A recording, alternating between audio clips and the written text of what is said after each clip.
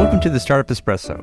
I'm Hall T. Martin, the host of the show, where we talk about raising funding for your startup and the time it takes to have an espresso. I hope you enjoy this episode.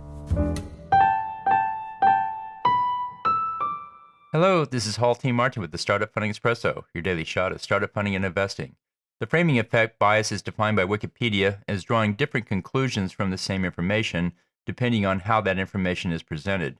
How you frame the startup in a pitch can determine how an investor regards it. One can use framing to position a startup so it's more relevant to the investor. The investors are tech investors, then position the startup as a tech deal.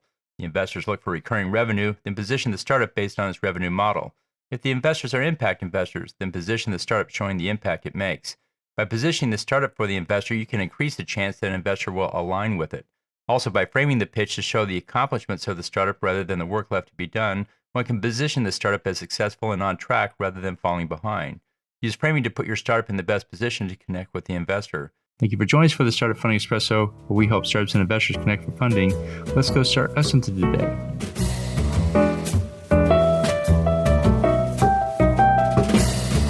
Hall T. Martin is the director of Investor Connect, which is a 501c3 nonprofit dedicated to the education of investors for early-stage funding.